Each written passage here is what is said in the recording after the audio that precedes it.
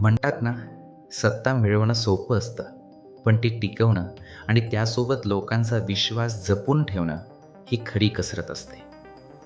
अनेक चांगले नेते केवळ काही चुकांमुळे आपली प्रतिष्ठा गमावून बसतात. नमस्कार, मी मानसतज्ञ अजित पाटील. आज आपण अशा 5 गंभीर चुकांबद्दल बोलणार आहोत, ज्या एका नेत्याला आचारसंहितेच्या चौकटीत राहून टाळणं अनिवार्य आहे. जर तुम्हाला वाटत असेल की तुमचं नेतृत्व दीर्घकाळ टिकायला हवं, तर हा व्हिडिओ शेवटपर्यंत नक्की पहा. पहिली चूक म्हणजे अधिकाराचा गैरवापर.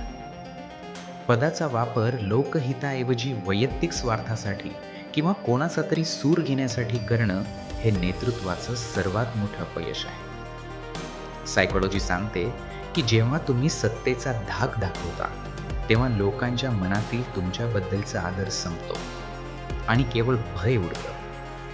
लोक समोर झुकतील, पण पाठीमागे सहकार्य करणार नाही.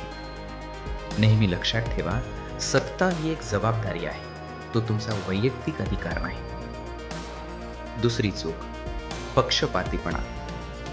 निर्णय घेताना गुणवत्तेपेक्षा नातेसंबंध, जात किंवा आपल्या जवळच्या कार्यकर्त्याला प्राधान्य दिल्यास संघात गटबाजी निर्माण होते. ज्या कार्यक्षम कार्यकर्त्यावर अन्याय होतो, तो कालांतराने नैराश्यातून विरोधी गटाला जाऊन मिळतो. नियमावली आणि निकष आपल्या परक्यासाठी समान ठेवा. तिसरी चूक म्हणजे अस्पष्ट सूचना. काम सांगताना काय, कधी आणि कसे करायचे आहे हे स्पष्ट न सांगणं. यामुळे सहकाऱ्यांमध्ये गोंधळ निर्माण होतो, काम वेळेत पूर्ण होत नाही आणि विनाकारण चिडचिड वाढते. सूचना दिल्यावर समोरच्याला विचारा, तुम्हाला काय समजलं ते सांगा, यामुळे खात्री होईल. चौथी आणि सर्वात महत्त्वाची चूक, स्वतःच्या चुकांचे खापर इतरांवर फोडणे. एखादी योजना अयशस्वी झाली की कार्यकर्त्यांना किंवा अधिकाऱ्यांना दोष देणाऱ्या नेत्यावर कोणीही विश्वास ठेवत नाही. यामुळे टीममधील सुरक्षिततेची भावना नष्ट होते. अपयशाच्या वेळी पुढे येऊन ही माझी जबाबदारी आहे असं म्हणण्याचं धैर्य दाखवा. मोठेपणा यातच असतो. पाचवी चूक, नकारात्मक दृष्टिकोन.